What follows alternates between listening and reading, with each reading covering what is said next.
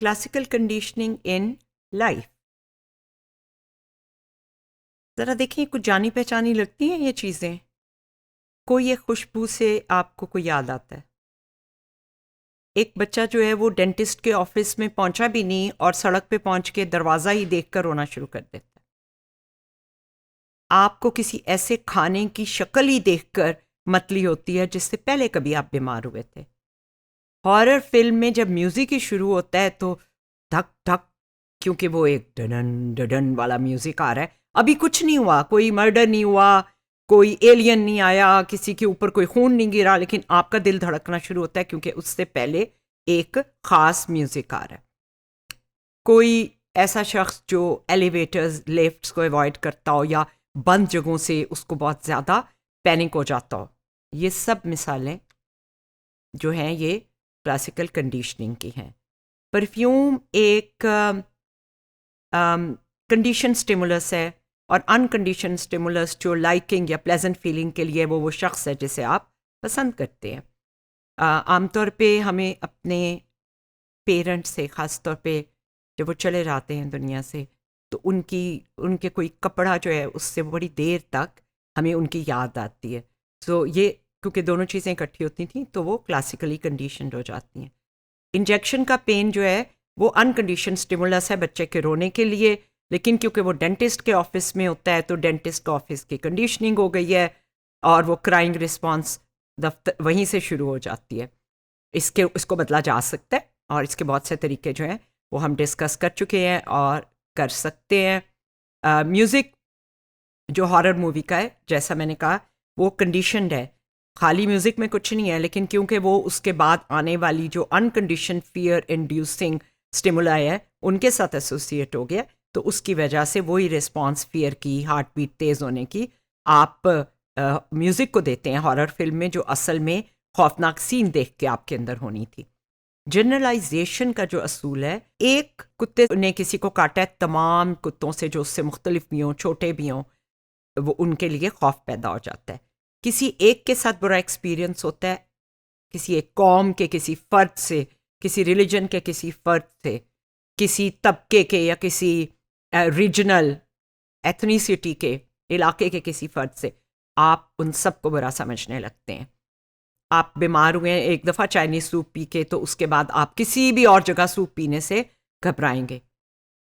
तो ये भी हो सकता है आपको उस सूप में जो चीज़ है उससे एलर्जी हो, तो उसको ज़रूर देख लेना चाहिए। इस तस्वीर में दो लाल दायरे जो हैं वो इसलिए मैंने बनाए हैं कि ये जो टूरिस्ट आर टेररिस्ट, एक दो कुछ टूरिस्ट ने आकर कुछ ऐसा किया होगा जिससे अमन ख़राब हुआ होगा, तो ये एक किसी इलाके में उनकी दीवार पे ही लोगों ने लिख दिया है। ये जो फियर की कंडीशनिंग होती है, इसका एक पावरफुल इम्पैक्ट होता है लोगों की ज़िंदगी पे। कोई एक ट्रॉमेटिक इवेंट जो है वो आपको हमेशा के लिए strong physical, emotional and cognitive reactions आप में पैदा कर देता है, कोई भी ट्रॉमा, और हमेशा के लिए कर देता है। अभी ये जो हमने टूरिस्ट आर टेररिस्ट वाला देखा, इसी तरह जब मैं इंग्लैंड पढ़ने के लिए गई हूँ तो वहाँ दीवार पे लिखा हुआ था उस इलाके में, पाकिस्तानीज़ आर स्मेली, पाकिस्तानियों से बू आती है। और हम तसव्वुर भी नहीं करते कि कोई मेहमान के लिए हम इस तरह की बात लिखेंगे। हकीकतन जिसने लिखा वो तो एक बदतमीज़ी ज़रूर थी, और वो बदतमीज़ी होती है उस कल्चर में, लेकिन इसके पीछे कोई एसोसिएशन हो सकती है। ना तो तमाम पाकिस्तानी एक जैसी स्मेल करते हैं, ना उनके घर एक जैसे मिसालों की खुशबुओं से बसे हुए होते हैं। So it is like an impression about a group जो कि हम सारे लोगों पे चस्पा कर देते हैं, और हम ये काफ़ी ज़्यादा करते हैं। प्रेजुडिस जो है, यानी तासुब, वो भी इसी तरह सीखा जाता है। मीडिया में किसी एक ग्रुप या कौम के नाम के साथ बार बार आता है, ये फ़लाँ ग्रुप की साजिश है, ये फ़लाँ कौम की साजिश है, ये फ़लाँ दीन के लोगों की साजिश है, ये आपकी जो माइनॉरिटी है ये उनके बारे में कोई इस तरह की नेगेटिव चीज़ें जो हैं वो मैंने बहुत देखा है कि मीडिया में भी चलती हैं, सोशल मीडिया पे बहुत ज़्यादा चलती हैं। तो क्या होता है, जो कभी उनसे मिले भी नहीं होते, जिन्हें ज़ाती तौर पे किसी से कोई तकलीफ़ नहीं पहुंची होती, चाहे वो यहूदी हो या हिंदू हो, लेकिन जो मीडिया के ज़रिए इन्फ्लुएंस क्रिएट होता है, या जो दर्स और वाज देने वाले हजरात हैं हमारे यहाँ, वो अपने खुतबों में जिस तरह नफ़रत कभी के बार बार कलमात इस्तेमाल करें, तो ये उनका डायरेक्ट एक्सपीरियंस नहीं है। मुझे ज़ाती तौर पे किसी ने नुकसान नहीं पहुंचाया, ना ही सब ने पहुंचाए। ये तो नहीं हो सकता कि एक पूरी कौम या एक पूरा दीन के सारे ही लोग बुरे हों। होता क्या है कि इसने यही एक्सपीरियंस स्टैट्स ने किया था कि जब किसी नाम के साथ बार बार कोई एडजेक्टिव आता रहे, कोई उसकी खासियत बार बार बताई जाए, तो अगर वो बुरी होगी तो आपको बुरा लगने लग जाएगा। अगर आपने बार बार उस लफ्ज़ के साथ कोई अच्छी खासियत देखोगी तो वो आपको कौम अच्छी लगने लग जाएगी। हम तमाम कौम के लोगों से तो कभी भी नहीं मिले होते ज़िंदगी में। ये 77 का एक्सपेरिमेंट है। 9/11 यानी 11 सितंबर 2000 में क्या हो रहा है? आप मुस्लिम का लफ्ज़ बोलें किसी अमेरिका, इंग्लैंड, यूरोप के क्लासरूम में, क्योंकि मैं उस वक्त मुल्क से बाहर थी। देखिए क्या होता है।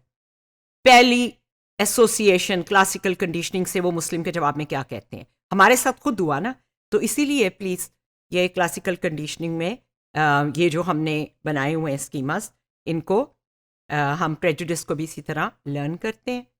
अगर लर्न किया जा सकता है तो अनलर्न भी किया जा सकता है। हम डिस्क्रिमिनेशन भी सीख सकते हैं, और हम